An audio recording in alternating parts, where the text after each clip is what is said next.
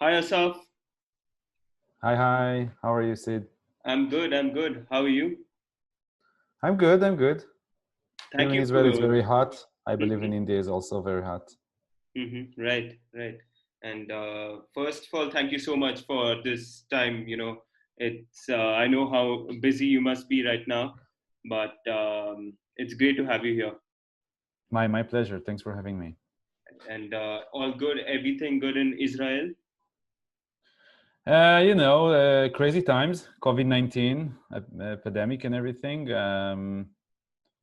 But yeah, we hope for the best. Right, right. And how's the sports scene right now? I'm sure. I mean, you guys are in tech, so must be exploring a lot of work, a lot of projects. Yeah, I think sports obviously got a very big hit from all that. And I think everybody are now start trying to understand what's the new sports going to look like. Sure. Um, Challenging times. I Hmm. believe challenging time like this is a great ground for innovation, and I think the sports teams and the sports properties and everything related to entertainment, actually not only sports, is Sure. doing regrouping and understanding how the new normal is going to look like and how the new sport is going to look like. So Sure. obviously, it's unfortunate for taking a big hit, but on the other side, I believe that in 6 to 12 months, probably we're gonna see a lot of interesting new things that we haven't seen before. Sure. Sure. So let's take a step back and why don't you take us through your journey? How do you get started? Were you an athlete or anything, or how did you get your interest in find your interest in sports? It's a good question because my personal experience is not necessarily in sports. Hmm. And Pico is also it's a company who did a very big pivot a few years ago to find the right market fit, and we found the right market fit at sports. Okay. um, I would say all of the three founders are sports fans, sports lovers, but not none of us have been doing anything professionally in the last couple of years. Hmm. Once we found the right market fit, we added up to our team, onto the management team, people who are from the sports industry. So Ah, it was very important for us to get people who has expertise in the industry to provide us insights on how these organizations works, um, what you can do, what you can't do, pricing, all that. So sure. um, we were able to get all the knowledge we didn't have from that. Hmm. So unfortunately, my story is not that I'm an ex-athlete to find a problem and Right, right, right. and try to execute on. It's more of we were trying to solve a problem, and we found out that the sports industry is the biggest, one of the biggest markets with this problem. Hmm. So that's how it all started. Sure.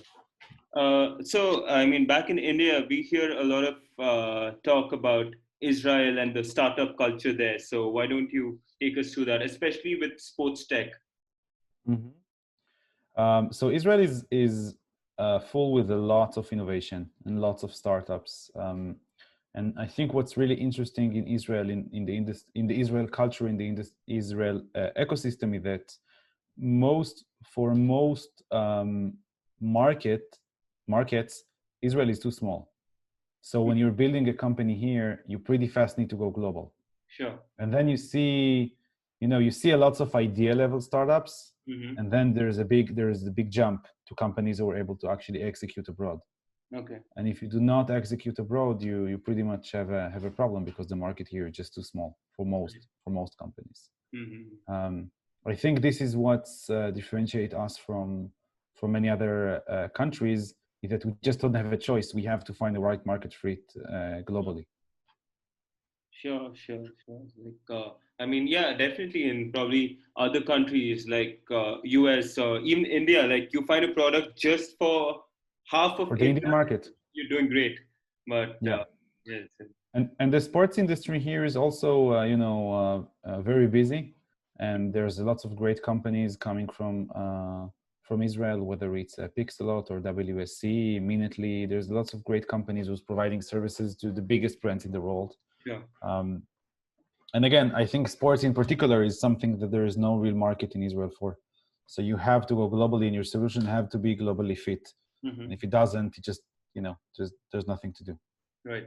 What about the government? I'm sure you get a lot of support from the government, right?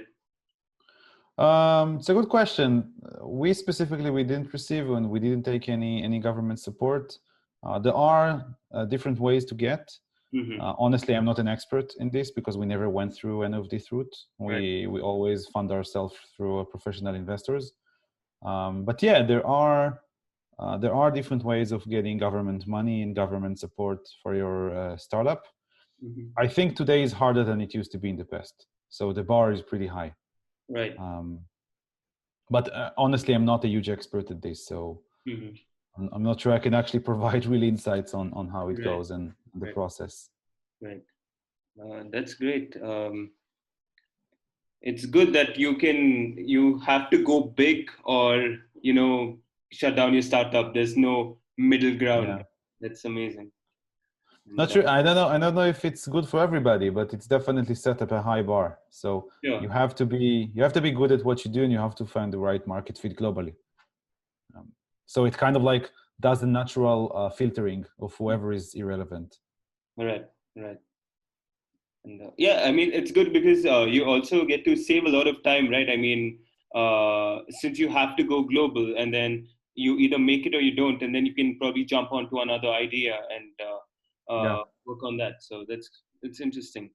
Um, what are your thoughts on how sports marketing and branding has changed in the last few years with Instagram and Facebook, especially with Facebook, reducing their organic reach and now Instagram blowing up? How has marketing and branding changed? That's a super great question.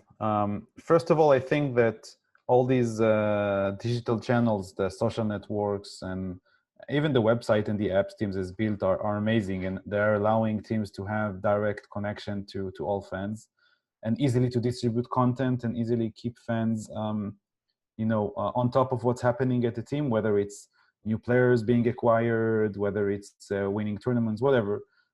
You can consume sports very easily across the globe. Um, I think that um, it's a great it's a great step for everybody. The fact that they're so invested in it. I think sports teams are doing a great job. I read an article that sports teams has the second highest engagement across all social networks. So being a sport team is very engaging. Um, I also believe that they're only in the beginning of the way. In terms of they're very focused on the engagement now, and that's part of what we are doing is that we're helping him get to a place when they're saying, okay, engagement is great, now what's the next step? Sure. What are we going to do with the engagement? How do we measure performance of engagement? What's engagement could actually bring to the organization from business objective standpoint? So I think it's amazing. It's amazing to see the teams engaging with fans, and we're really excited with the digitalization of everything. Right, right. And okay, I will bring this up. I have a follow-up question. I was going to bring it up later, but when you mention engagement on social media, um, do the people who engage, are they the ones who actually buy the products from the brands? You mean like whether the fan who likes a post over Facebook will actually end up buying something? Sure. Are they the same base of fans who are actually buying the products? Because there are a lot of fans you see who are really engaged on social media, but it's not necessary that they actually go ahead with the, purchasing the team's gear or anything of that sort. So, what is your opinion on that? I would say that definitely those people who engage are Hmm. potential buyers. That's for sure. Yeah. Whether they're going to end up buying or not, there's a lot of parameters to this equation. Yeah. It depends on the team and the engagement of the team and who is engaging with the team. But I think in general, teams are now used to selling products, whether it's tickets, merchandise, live TV, and all that, to people who are mostly engaged through the stadium and actually coming to games. Right. And we see a shift, especially now on COVID when there's no games. We see a shift of passion from teams to understand who those digital fans who like their posts and everything are, and actually understand who they are in order to sell them product in the future. But I think it's also important to know that teams are not always focused on selling products. Right. So merchandise is important, tickets are important, but they also realize that if you are a big NBA team lover and you live in India, you're probably less interested about the tickets and the seasonal tickets. Yeah. But they also want to know who you are, so they can target you with the content that you're looking for, and later on with merchandise and such. But it's not always the first priority to sell more merchandise or tickets.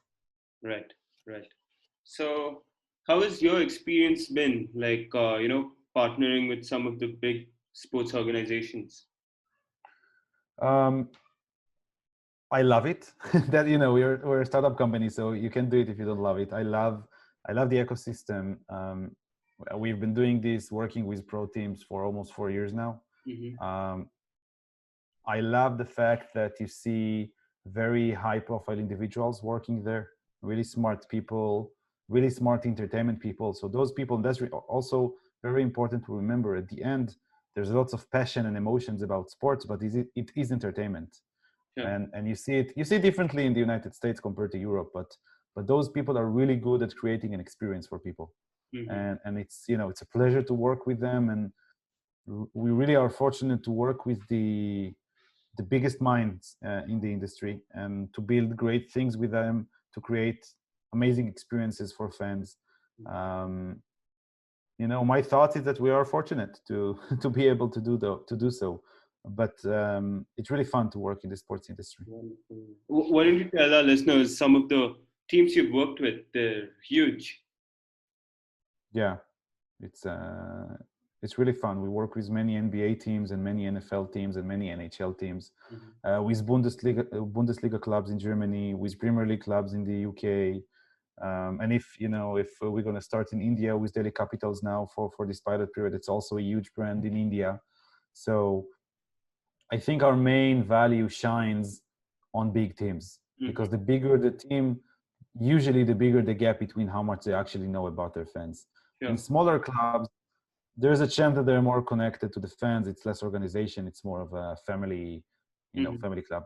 Big teams has a huge gap between how much they actually know about their fans and how big their fan base is. Interesting. Yeah, we always assume that the big teams know the most, and okay, because you're saying there's a huge gap. There's a huge gap. If you're looking at numbers, I don't want to talk about names, but if you're taking, big teams in Europe could have, 500,000 people in their database, meaning that they know 500,000 people of their fans and are able to reach out. And most of this information and data actually comes from transactional data. It means that, like you said, these are fans who purchased something, who bought a product. Yeah. And the fact that they end up buying a product create an entry at the team systems. Sure. And that's like 500,000 people, million fans. In the very big teams, you are looking at 10 million fans the most. These are like the biggest numbers we've seen. But when you're looking globally on the fan bases, a team that would have 10 million fans in their database could have 100 million fans following them on digital channels. Yeah. So 90% of fans you have no data about. Yeah. Smaller clubs, could have 500,000 people in their fan base and 30 million followers on the digital channels. So the gap is huge. And teams are spending so much on engaging with those digital channels, that you're saying, and that's the gap we're solving. How come that you are spending so much on creating content while you only know 10% of your fans at best case? So you're basically engaging with 90 to 98% of your fans that you don't even know who they are. So all the content you're creating and all the engagement you're creating is actually based on a hunch. Sure. And not on real knowledge of who those people are. Sure. And so this is where we step in. So the gap is huge, and that's why there's a big ground for innovation in this space. Right. So when you talk about content, what are some of the expectations that the fans have from their sports teams? It's a good question. I think fans mostly, and it might not be a particular content question, but I think fans mostly want to have a seat at the table. So Okay. they want to feel that they can actually affect, Okay. and that their voice matters. And we've seen, we're working now with more than 50 teams, big clubs, and we've seen that clubs who are able to provide the ability for fans, to communicate back with them, even if it doesn't really affect any decision making or any important decision making at the team, but giving the fans the feel that they are actually part of this, then fans are really excited, and then fans are more engaged, and then fans can consume more. So I think they're expecting content to be not only highlights and such, but more activating the fans to take opinion and show their opinions on things. Whether it's choosing what's going to be the next jersey, or who do you think is going to score the first goal, things like that. Although have no effect, fans are more excited about sharing this because it's a place for them to brag and to show how expert they are in the teams and all that. Yeah. So when you mentioned a seat at the table, I follow United, hardcore Manchester United fan, right? And I'm sure you study the habits of social media fans, right? You watch the match and then you immediately go to social media to see what photo has been put up, what photo the team puts up, and then you go and read the comments and stuff, right?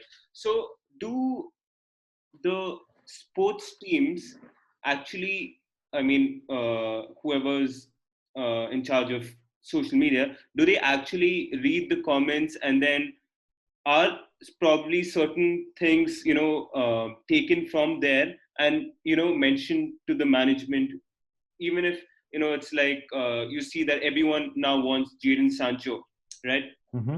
I'm not sure if you're following EPL, but they want Jadon Sancho, and but then there's another group of fans who mention that Jadon Sancho isn't good or it wouldn't be right for the team, and they mention other players. Does it ever affect the decision making of the management? So honestly, I'm not sure that it's so deep, but I think it depends on what we're talking about. So I think unless, and again, I'm not a huge expert in these specific cases, but I think unless there is a really big group of fans against something from good reasons, not just because they don't think that they're good enough. Let's say a team taking a player that is known for being racist. Sure. Okay, let's take the extreme scenario. Sure. I believe that noise coming from fans objecting this movement or objecting this move could affect. But if you're against a player, this and that player, just because you don't like the way he plays, that's probably not. But I can tell you that teams are very, very doing a lot to understand what fans are thinking. And even if they're not reading all the comments, and again, it depends on the team size, your capacity to actually go over all these comments. But even if they don't read all the comments, they sometimes have tools that provide analysis of the intention of the comments and the sentiment analysis. Right. Saying, was it positive, was it negative? Sure. How of them was positive, how of them was negative? So they are doing a lot of this. And when they're finding slow spot or bad spot, when fans are really mad, they would try to fix it because the fans is what drives the team. Sure. But again, to answer your question, I'm not sure that acquiring a player is actually one of those decisions that they will take consideration of what fans thinks. And a lot of this is because, and that's important insight maybe on the way sports teams operate. The big teams and even the smaller ones has different departments. Sometimes it's even different companies for the administrative part of the team, the social media, the management, and all that, and for the sportive and the competitive part. Right. So you can be a social media manager at a team, and you would have nothing to do with, besides creating content, but you would have nothing to do, or your managers would have nothing to do with what's happening on field in terms of decision making on fields. It's sometimes completely two organizations, even if not legally, it's built as two different trees inside organizations. Okay, interesting. Yeah, when you mentioned that, another thought just came to my head. Like around 2 to 3 years back, I'm sure if you've heard of Arsenal Fan TV, Mm-hmm. they For had this sure. huge thing against Arsene Wenger, and Mm-hmm. they built up such they started criticizing him so much that almost the whole of the Arsenal fan base got hold of it and started believing that Arsene Wenger must leave, right? And Mm-hmm. eventually it ended up in the stadium. They flew a plane with Yep. chant against it and stuff. So uh, I'm sure social media is playing a huge impact on decisions. For sure. For sure. Like I said, Teams has lots of tools to help them analyze what's happening over there. Right. Sure. So is that also one of the reasons why teams are getting rid of players, managers much earlier than they used to, probably 10 or 15 years back? Like they were allowed to fail a lot more than managers are allowed right now. Well, actually, it's a good question. I'm not an expert. I don't know. I could imagine that it has impact. That it has impact, Hmm. but I don't know. So I don't want to say Sure. something that is not accurate. But Sure. I could imagine that it definitely impacts. That there is some consideration of how fans like specific player when they're deciding if to release or Hmm. buying a new one. Of course. Of course. All right. Um, Fan engagement. How do you do it during bad phases of the club? So let's say they're going through a bad phase. How do Yeah. you balance that, fan engagement with content? Great question. Um, One of the things we see a lot, and we say that this is always the big differentiator between um, good sports organizations and bad sports organizations, it's how much does losing affects the club. Mm-hmm. Like how much does it create an internal wave? Some teams, you can't pick up the phone and call them if they lost the game last night. Yeah. And some teams are so big or so well organized that it does not create such a big impact internally. um, you would see a lot, or teams that are losing a lot, you would see much less content being produced. You would see that the messaging is very clear and very practical and Mm. less emotional, because every time they do something that could be emotional, they get hit from fans or mad. Right. um, and it really depends on the market and on the country, even on how aggressive fans are going to be. Sure. um, I could tell you that in Israel, when fans don't like something, they curse a lot publicly with no strings attached. Right. You would see it less in the United States. Mm-hmm. um, but yeah, usually when there's bad times, teams will either put their heads down and kind of like make the content more mellow, less emotional, um, or they will show a lot of content from other successes they have. Let's say the team has an esports brand, so they would promote the esports more rather than the other sport, like Right. football, soccer, whatever they're doing. Yeah. um, but yeah, they will try to avoid conflicts with fans or getting the fans mad.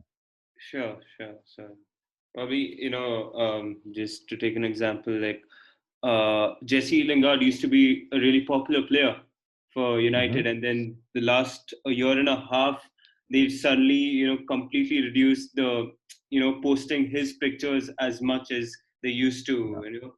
because of his whatever, patchy form. But Yep. yeah, all right. So, how do you see the future of fan engagement? So I'm a bit biased because I'm talking from my perspective as a tech company who operates in this space. We believe, and this is the disruption we bring to the market, and this is what we are helping the industry to do, this paradigm shift.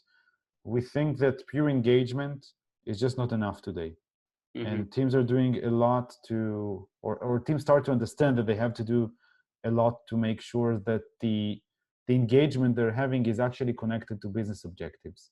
And like I said before, in the current situation, all of these engagements are not actually supporting anything the club is doing, beside maybe brand awareness, which is important.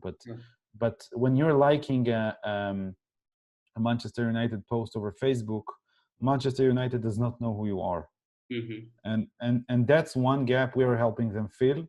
And that this is where engagement is going, to create engagement that actually drives to a performance. And this performance needs to drive to a business objective. So today, when you're looking at a sports organization, you have, you know, the content department or the marketing department, and you have the data department. You would have the partnership department. You would have the ticket sales, fan experience, whatever. They're not connected. So you would never hear an internal conversation saying like, from the data people, hey, could you maybe post something over Facebook, because we are trying to create this segment of fans who does this, and that. There's literally no communication between those departments. And I can tell you internally that putting them at the same room together is sometimes very challenging. Because in their mind, they're not seeing that as the same things. So the KPIs are very specific for each department. The content team are measuring engagement. CRM will measure entries and usage of the data for marketing. Salespeople will measure ticket sales, and partnership department will measure partnership deals. But nobody connects the dots, and nobody is having one asylum, one data warehouse which contain all the data that is related to everyone. And engagement is the key for that. So engagement is another word for interaction with a fan. So the interactions with fans are super important. And this is the entry point for all the organizations. So the future of that is that sports teams will understand that engagement, which is something they're doing very well. Sports teams are really good at creating engagement. This is the entry point for everything the organization needs. Right. And now the difference between what's happening now is that now they're saying tickets, merchandise, seasonal tickets, and game days, this is what feeds our pipeline. And this is the change. The change is to understand that every engagement channel, your website, your app, your social networks, every interaction with a fan, wherever it is, has to speak at the same language all the organization speaks, and not only stay on the likes or the viewers or the clicks. That's not enough. And that's a pretty big paradigm shift to do, especially in sports. But fortunately for us, it's a real problem for them. So they're very open for that, and we already have a lot of experience, lots of great success stories of things that work really, really well, and very fast and easy. So that's my overview of the future. Right. Okay. From an outsider's perspective, since I haven't worked in fan engagement or anything of that sort, where does fan privacy come into the picture, or does it come into the conversation? I think it's one of the most important things teams are looking at now. Pre-Cambridge Analytica crisis, it was very common for data companies, to scroll for information, to crawl for information, to fish for information, and to use any information they find to sell it to whoever is paying the most. In today's world, it's just not possible. With the GDPR and with the California regulations, sports teams in particular are taking a very deep step into understanding how they manage data. And I think it's a bless. It's very important. I think, and again, we are doing a lot of data processing and lots of profile building and all that for teams. But it's very, very important to be transparent with the fan and to explain to the fan why we're doing this. Or if you're playing now an activation we have built, and during the activation we would ask you how many times you've been to games, or who is your favorite player. It's important for us to know that we're not asking this because we're going to sell the data to someone or target you with, irrelevant Google ads or Facebook ads. We're asking this because it's important for the team to know that, so they can actually improve your experience. Because they want to be able to come to you with the highlights that are relevant for you. They want to come to you with the merchandise that is relevant for you. They want to get to know you better, so they can provide you better service. When this is done right, fans has no privacy issues, and they have no problem sharing information. When this is done poorly, and we have seen companies are doing it very poorly, fans are mad. And when fans are mad, the brand is getting a hit. So teams now are taking really deep really deep, I would say, learning of how data privacy and data protection should work. And I think great example for that would be, there was this Twitter thing with the NFL when lots of accounts were hacked, and they started to tweet all of the things, and it came from a vendor's. Someone hacked to the vendor, and the vendor had credentials, and like it threw all that way. There's a lots of examples of NHL teams who was sued because they spam people over text messages. So the process of getting someone number and then use it for marketing wasn't transparent, and fans gave them consent, but they didn't understand that this is going to end up receiving a text message every other day. So they got mad and they sued the team. So there's lots of cases of where it's been done poorly, and when it's done poorly, fans are getting mad. I think they're right to be mad. In today's world, privacy is super important. Sure. So, as per your experience, who do you think brings comparatively more benefit to the club? Let's say the 30 million fans on social media who aren't probably contributing to any of the sales or merchandise, or the ticket buyers who visit the stadiums.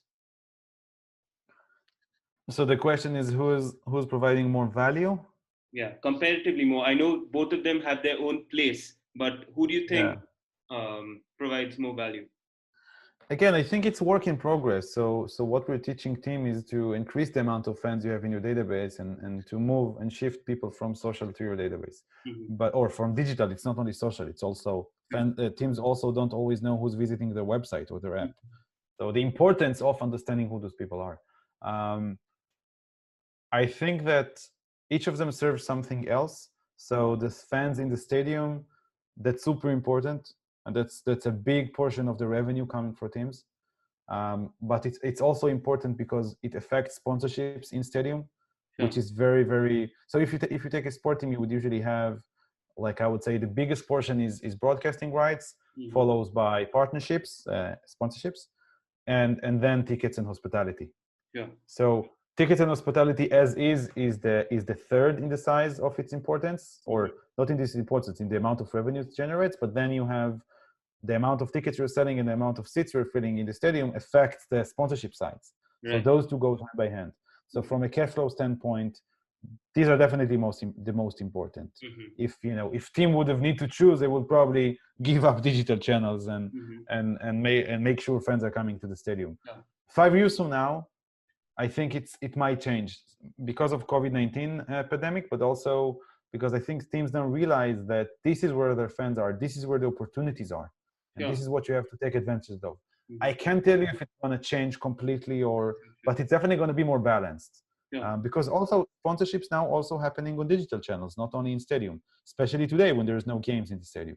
So there is a shift, and I think we're now in the beginning of the transition.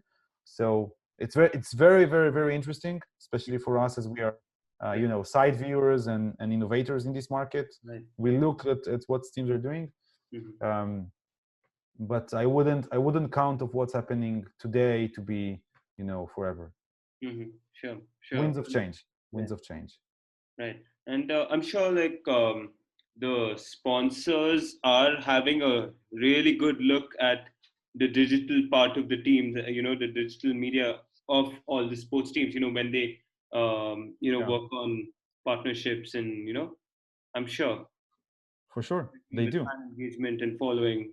It also provides an additional value. It allows you to create campaigns that are not only counting viewers or brand awareness, could actually count conversions. Like if I'm using the team as a traffic driver, and the digital channels as a traffic driver, you can now measure how much traffic does the team actually brought to the sponsor. So it's a different it's a different need. Sure. It evolves a lot.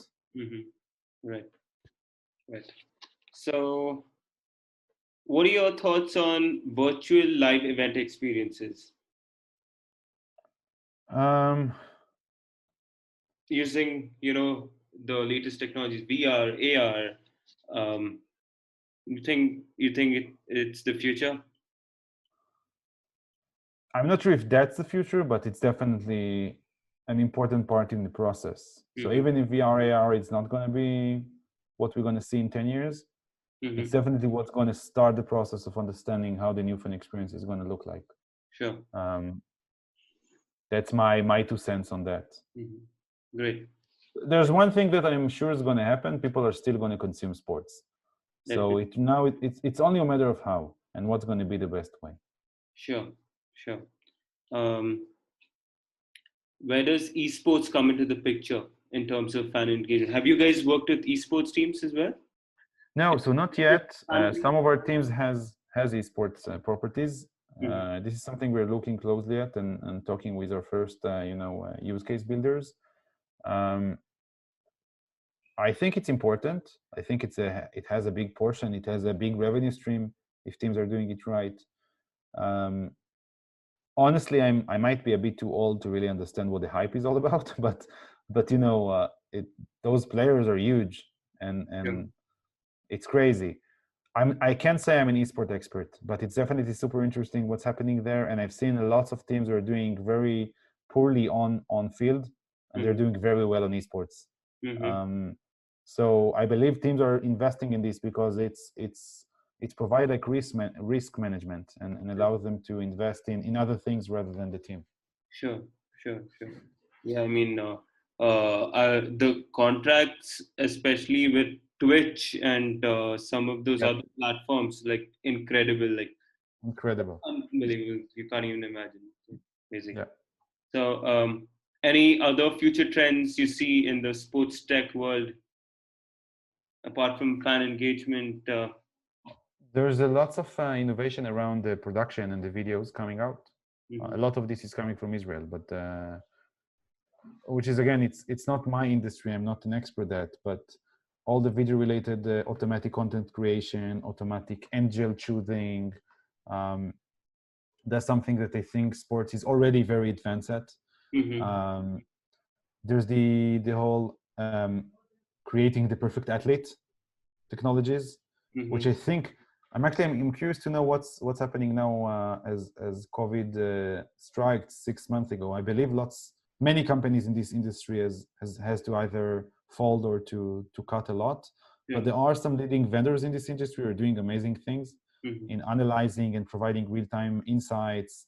I think the whole athlete industry is going to a place of understanding that there is no one size fits all, and every athlete needs to have his own training based on his own KPIs and metrics. And I think technology provides great ways to measure and understand what's your KPIs, what's going to make you better at what you do. Honestly, I also feel it creates a bit of a synthetic layer. There's nothing is random anymore. Everything is pre-calculated and suggested by an algorithm, which is fun on the one hand, but also make it a bit more robotic. But we're not. I don't really think we're in a stage that this is still robotic. So I would say those three things: the advanced fan engagement and performance of engagement, more technologies on the video sides and automatic video creation and different angles and providing another experience, and also creating the perfect athlete. These are where we're really going to see the biggest trends. Interesting. All right.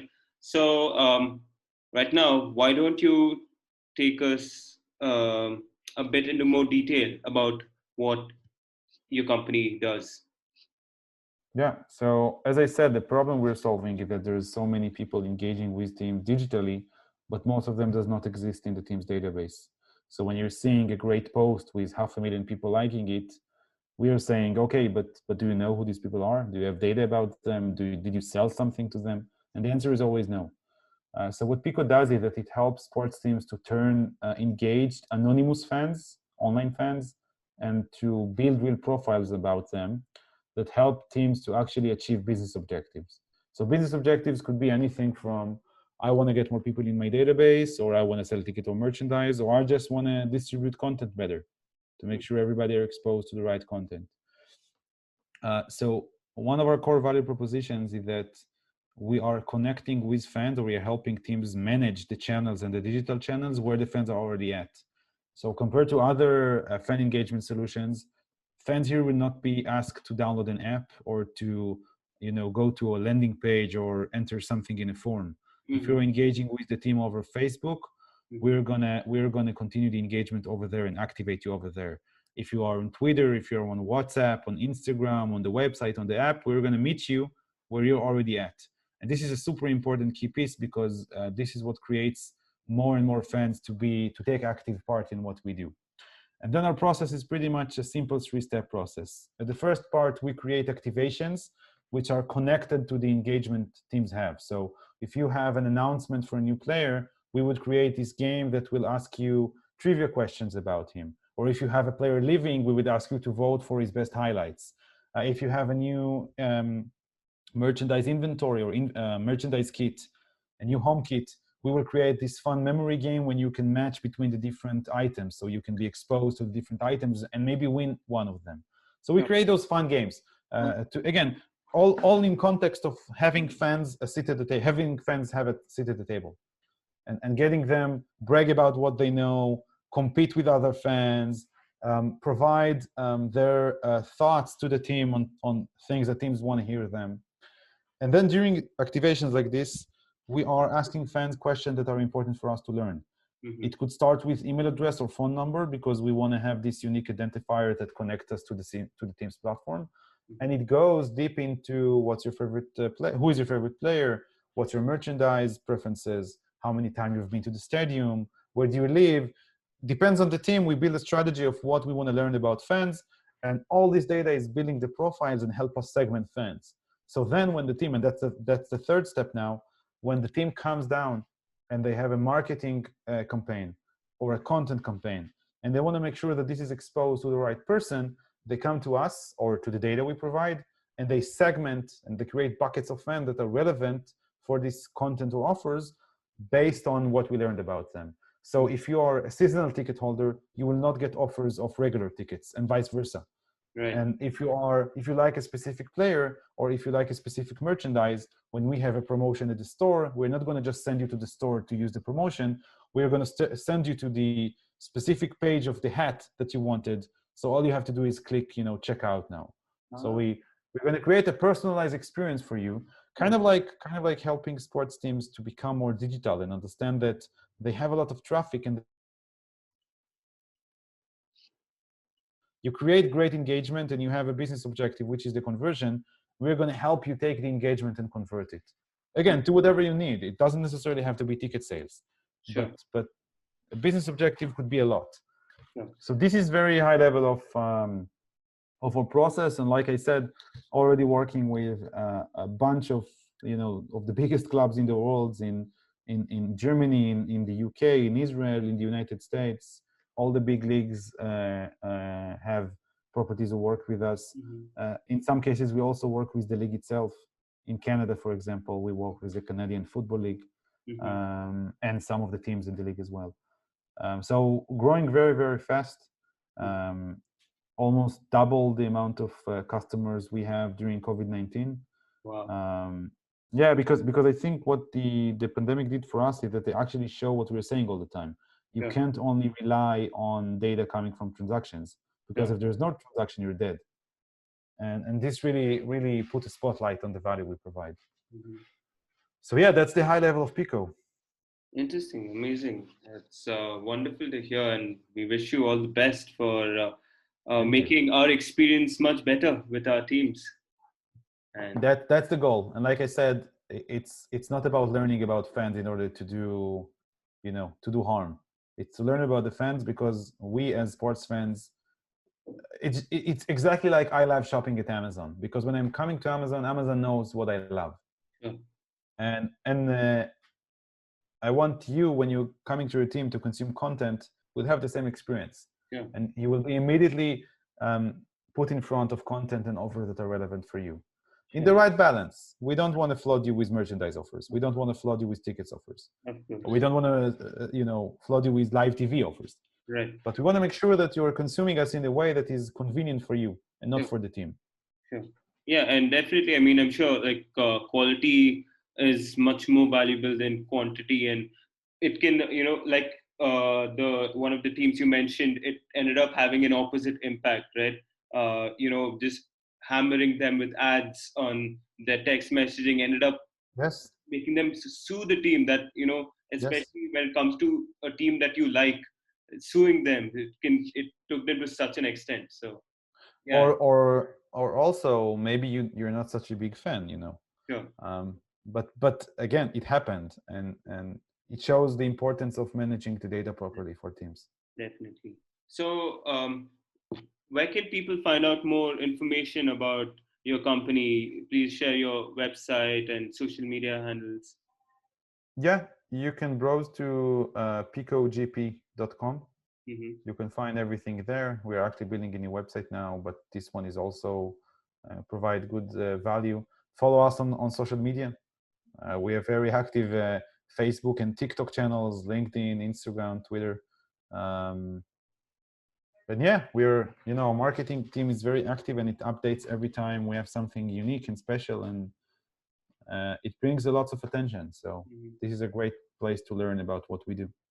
Wonderful, wonderful. I'll have the links on the show notes, so you can follow them and get in touch with them for any business inquiries or just to have a look at their journey.